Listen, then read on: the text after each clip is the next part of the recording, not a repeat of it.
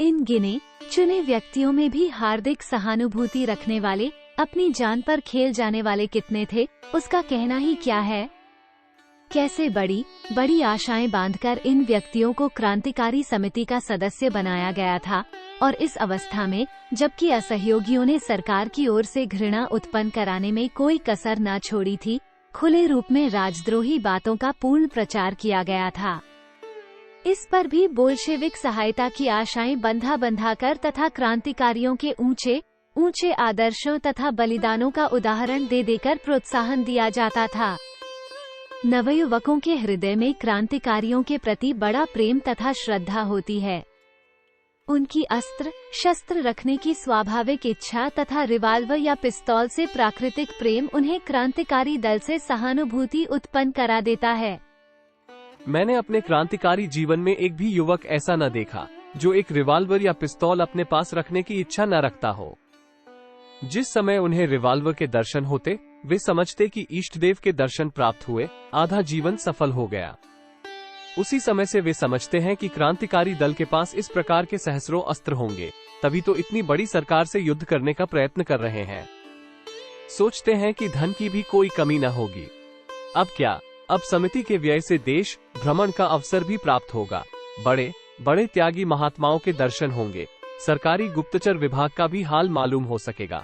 सरकार द्वारा जब्त किताबें कुछ तो पहले ही पढ़ा दी जाती हैं। रही सही की भी आशा रहती है कि बड़ा उच्च साहित्य देखने को मिलेगा, जो यो कभी प्राप्त नहीं हो सकता। साथ ही साथ ख्याल होता है कि क्रांतिकारियों ने देश के राजा महाराजाओं को तो अपने पक्ष में कर ही लिया होगा।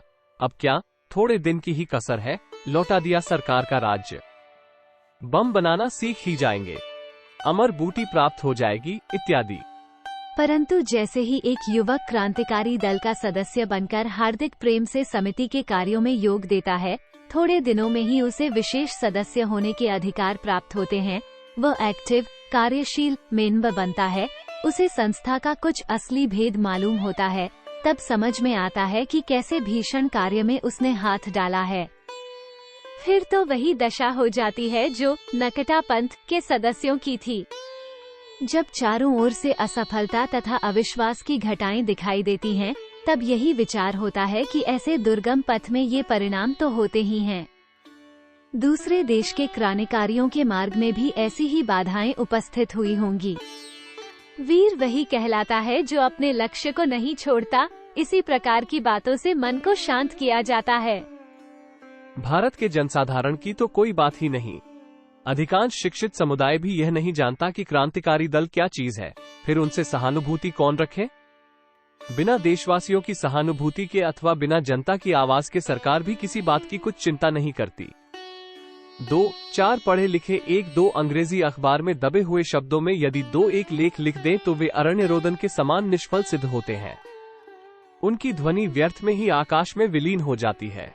तमाम बातों को देखकर अब तो मैं इस निर्णय पर पहुंचा हूं कि अच्छा हुआ था जो मैं गिरफ्तार हो गया और भागा नहीं। भागने की मुझे सुविधाएं थी। गिरफ्तारी से पहले ही मुझे अपनी गिरफ्तारी का पूरा पता चल गया था। गिरफ्तारी के पूर्व भी यदि इच्छा करता तो पुलिस वालों को मेरी हवा ना मिलती, किंतु मुझे तो अपने शक्ति की परीक्षा करनी थी। गिरफ्तारी के बाद सड़क पर आध घंटे तक बिना किसी बंधन के खुला हुआ बैठा था। केवल एक सिपाही निगरानी के लिए पास बैठा हुआ था, जो रात भर का जागा था। सब पुलिस अफसर भी रात भर के जगे हुए थे, क्योंकि गिरफ्तारियों में लगे रहे थे। सब आराम करने चले गए थे। निगरानी वाला सिपाही भी घोर निद्रा में सो गया। दफ्तर में केवल एक मुंशी लिखा पढ़ी कर रहे थे। ये भी श्रीयुत रोशन सिंह अभियुक्त के फूफीजात भाई थे। यदि मैं चाहता तो धीरे से उठकर चल देता, पर मैंने विचारा कि मुंशी जी महाशय बुरे फंसेंगे। मैंने मुंशी जी को बुलाकर कहा कि यदि भावी आपत्ति के लिए तैयारी हो तो मैं जाऊं। वे मुझे पहले से जानते थे। पैरों पड़ गए कि गिरफ्तार हो जाऊंगा, बाल बच्चे भूखे मर जाएंगे। मुझे दया आ गई। 1 घंटे बाद श्री अशफाकुल्ला खां के मकान की कारतूसी बंदूक और कारतूसों से भरी हुई पेटी लाकर उन्हीं मुंशी जी के पास रख दी गई, और मैं पास ही कुर्सी पर खुला हुआ बैठा था। केवल एक सिपाही खाली हाथ पास में खड़ा था। इच्छा हुई कि बंदूक उठाकर कारतूसों की पेटी को गले में डाल लूं, फिर कौन सामने आता है। पर फिर सोचा कि मुंशी जी पर आपत्ति आएगी, विश्वासघात करना ठीक नहीं। उस समय खुफिया पुलिस के डिप्टी सुपरिंटेंडेंट सामने छत पर आए। उन्होंने देखा कि मेरे एक ओर कारतूस तथा बंदूक पड़ी है, दूसरी ओर श्रीयुत प्रेमकृष्ण का माउजर पिस्तौल तथा कारतूस रखे हैं, क्योंकि ये सब चीजें मुंशी जी के पास आकर जमा होती थीं और मैं बिना किसी बंधन के बीच में खुला हुआ बैठा हूँ। D0 को तुरंत संदेह हुआ। उन्होंने बंदूक तथा पिस्तौल को वहाँ से हटवाकर मालखाने में बंद करवाया। निश्चय किया कि अब भाग चलूं। पाखाने के बहाने से बाहर निकल गया। एक सिपाही कोतवाली से बाहर दूसरे स्थान में शौच के निमित्त लिवा लाया। दूसरे सिपाहियों ने उससे बहुत कहा कि रस्सी डाल लो। उसने कहा, मुझे विश्वास है ये भागेंगे नहीं। पाखाना नितांत निर्जन स्थान में था। मुझे पाखाना भेजकर वो सिपाही खड़ा होकर सामने कुश्ती देखने में मस्त है। हाथ बढ़ाते ही दीवार के ऊपर और एक क्षण में बाहर हो जाता, फिर मुझे कौन पाता। किंतु तुरंत विचार आया कि जिस सिपाही ने विश्वास करके तुम्हें इतनी स्वतंत्रता दी, उसके साथ विश्वासघात करके भागकर उसको जेल में डालोगे? क्या यह अच्छा होगा? उसके बाल बच्चे क्या कहेंगे? इस भाव ने हृदय पर एक ठोकर लगाई। एक ठंडी सांस भरी, दीवार से उतरकर बाहर आया, सिपाही महोदय को साथ लेकर कोतवाली की हवालात में आकर बंद हो गया। लखनऊ जेल में काकोरी के अभियुक्तों को बड़ी भारी आजादी थी। राय साहब PM0 चंपलाल जेलर की कृपा से हम कभी न समझ सके कि जेल में हैं या किसी रिश्तेदार के यहाँ मेहमानी कर रहे हैं। जैसे माता पिता से छोटे छोटे लड़के बात बात पर ऐंठ जाते। PM0 चंपलाल जी का ऐसा हृदय था कि वे हम लोगों से अपनी संतान से भी अधिक प्रेम करते थे। हम में से किसी को जरा सा कष्ट होता था तो उन्हें बड़ा दुख होता था। हमारे तनिक से कष्ट को भी वो स्वयं न देख सकते थे। और हम लोग ही क्यों, उनकी जेल में किसी कैदी या सिपाही, जमादार या मुंशी, किसी को भी कोई कष्ट नहीं। सब बड़े प्रसन्न रहते थे। इसके अतिरिक्त मेरी दिनचर्या तथा नियमों का पालन देखकर पहले के सिपाही अपने गुरु से भी अधिक मेरा सम्मान करते थे। मैं यथानियम जाड़े, गर्मी तथा बरसात में प्रातःकाल 3 बजे से उठकर संध्यादि से निवृत्त हो नित्य हवन भी करता था। प्रत्येक पहरे का सिपाही देवता के समान मेरी पूजा करता था। यदि किसी के बाल बच्चे को कष्ट होता था तो वो हवन की भभूत ले जाता था। कोई जंत्र मांगता था। उनके विश्वास के कारण उन्हें आराम भी होता था तथा उनकी श्रद्धा और भी बढ़ जाती थी। परिणाम स्वरूप जेल से निकल जाने का पूरा प्रबंध कर लिया। जिस समय चाहता चुपचाप निकल जाता। एक रात्रि को तैयार होकर उठ खड़ा हुआ। बैरक के नंबरदार तो मेरे सहारे पहरा देते थे। जब जी में आता सोते, जब इच्छा होती बैठ जाते, क्योंकि वे जानते थे कि यदि सिपाही या जमादार सुपरिंटेंडेंट जेल के सामने पेश करना चाहेंगे तो मैं बचा लूंगा। सिपाही तो कोई चिंता ही न करते थे। चारों ओर शांति थी। केवल इतना प्रयत्न करना था कि लोहे की कटी हुई सलाखों को उठाकर बाहर हो जाऊं। 4 महीने पहले से लोहे की सलाखें काट ली थीं।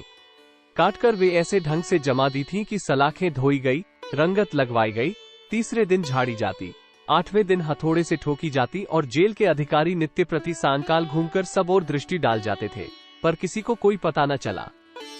जैसे ही मैं जेल से भागने का विचार करके उठा था, ध्यान आया कि जिन PM0 चंपलाल की कृपा से सब प्रकार के आनंद भोगने की स्वतंत्रता जेल में प्राप्त हुई, उनके बुढ़ापे में जबकि थोड़ा सा समय ही उनकी पेंशन के लिए बाकी है, क्या उन्हीं के साथ विश्वासघात करके निकल भागूं?